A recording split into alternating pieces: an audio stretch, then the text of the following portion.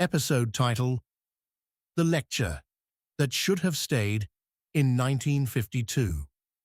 The afternoon sun hung low over the university campus, like it was already tired of everyone's nonsense. Dave sat on a cracked concrete bench outside the student union, scrolling through his phone, with the blank expression of a man who had long ago accepted that life was mostly mild disappointment interrupted by snacks. Next to him, Jason bounced his knee so hard the bench rattled, eyes gleaming with the specific brand of trouble that only appears when a man has too much free time and zero impulse control.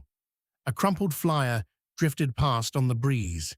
Jason snatched it mid-air, read it once, and his grin spread like a bad idea catching fire. Professor Richard Blake, controversial guest lecturer, former columnist, current human time capsule, would be speaking in the main auditorium in 40 minutes on the natural order of gender roles in a collapsing society. Dave looked at the flyer, the way a man looks at an open manhole. Curiosity tugged at him. Jason saw opportunity. Within minutes, they were walking toward the lecture hall, Dave already regretting every life choice that had led to this moment. Jason practically vibrating with the promise of chaos. The auditorium was half full and humming with the low-grade tension of people who had come either to be outraged or to watch other people get outraged. Near the front sat Marcus, posture perfect, one eyebrow already arched in preemptive judgment, a man who had arrived fully prepared to dismantle nonsense with surgical precision. A few rows back, Malik lounged with the calm of someone who had seen enough of the world to know that most storms eventually blow themselves out, though he still kept one eye open for the interesting parts.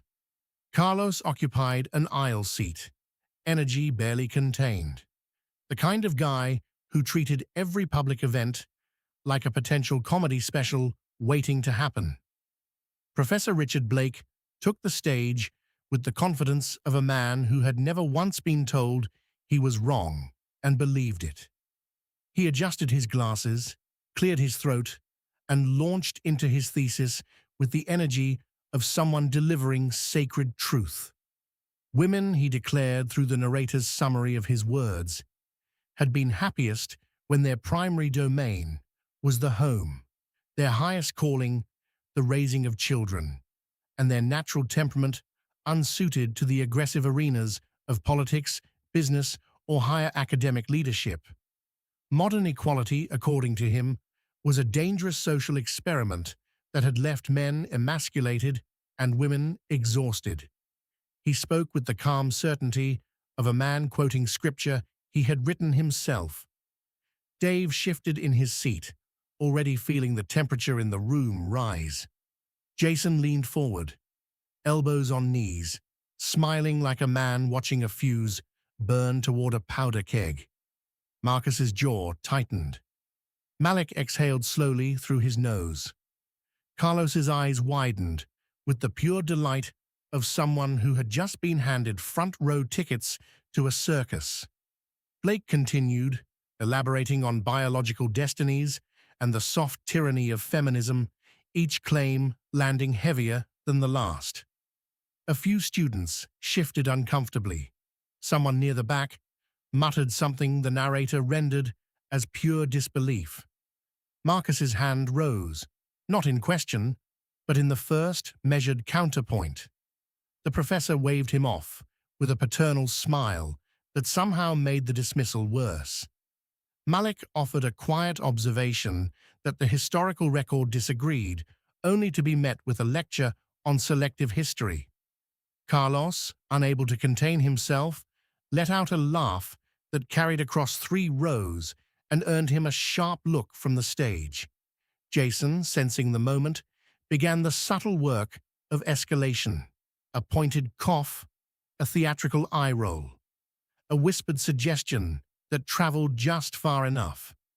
The room's mood shifted from polite tension to open restlessness.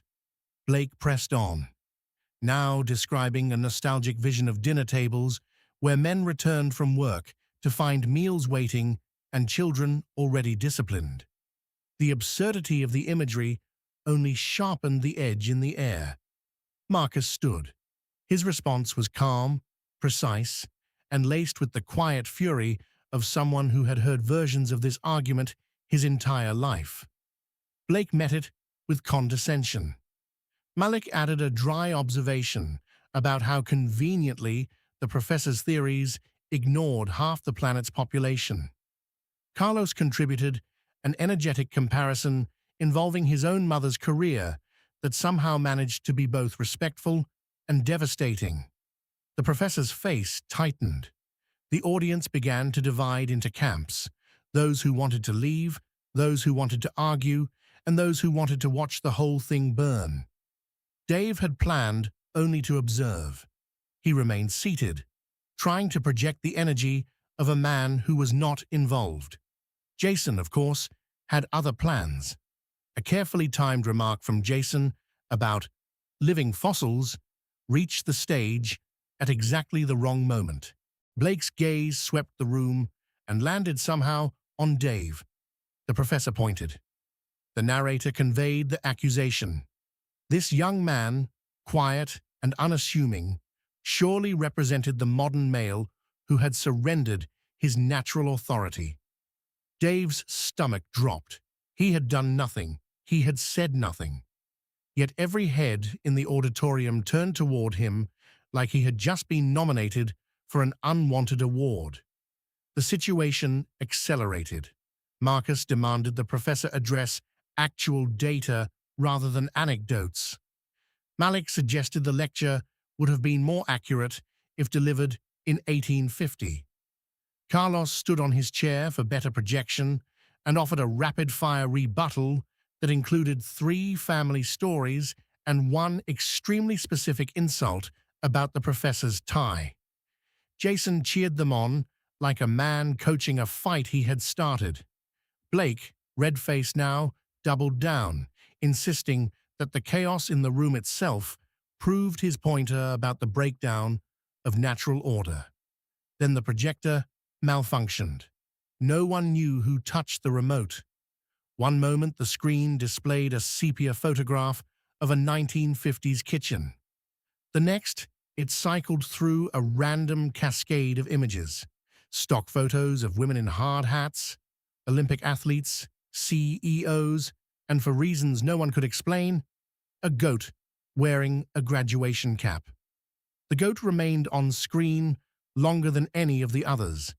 Someone in the back laughed so hard they dropped a water bottle. The bottle rolled under the seats. Carlos, still standing, pointed at the goat and declared it the most qualified speaker of the evening. The room erupted. Dave tried to stand and leave. In the scramble of people shifting, arguing, and filming on their phones, he collided with the aisle table that held the water pitchers. The pitchers tipped. Water arced through the air in slow-motion glory and landed squarely on Professor Blake's notes, then his jacket, then the front of his trousers, in a pattern that looked, from certain angles, deeply unfortunate. The professor stared down at himself. The auditorium went silent for 1 perfect second. Then everything happened at once. Marcus seized the moment to deliver a final, polished dismantling of the entire lecture. Malik simply shook his head and began ushering people toward the exits with the calm of a man who had decided the show was over. Carlos climbed fully onto his chair and began a victory dance that involved no actual victory and a lot of unnecessary hip movement. Jason howled with laughter and tried to high-five Dave, who was still frozen in the aisle, soaked at the edges, realizing he had somehow become the accidental catalyst of the entire meltdown. Security arrived. Blake was escorted out, still attempting to lecture the officers about the natural hierarchy of authority. Students spilled into the hallway in a noisy wave of outrage. Memes already forming, phones already uploading. Dave stood in the emptying auditorium, water dripping from one sleeve, staring at the goat, still frozen on the projector screen like it was judging him. Jason threw an arm around his shoulders, still laughing, and steered him toward the door with the satisfaction of a man who had gotten exactly the chaos he came for. Marcus passed them on the way out, offering Dave a single nod of grim solidarity. Malik gave a small, knowing smile. Carlos shouted something about the goat that the narrator translated as pure nonsense and pure joy. Outside, the late afternoon light felt almost normal again. Dave walked in silence, processing the fact that he had entered a lecture hall as a bystander and left as the man who accidentally waterboarded a regressive professor with a pitcher of room-temperature water. Jason was already planning the next adventure. Dave was already planning never to leave his apartment again. That night, Dave sat alone on his couch, phone in hand, watching the first clip of the incident already circulating online. The video was titled, "Quiet Guy Destroys Dinosaur Professor with H2O." The top comment simply read, "The goat understood the assignment."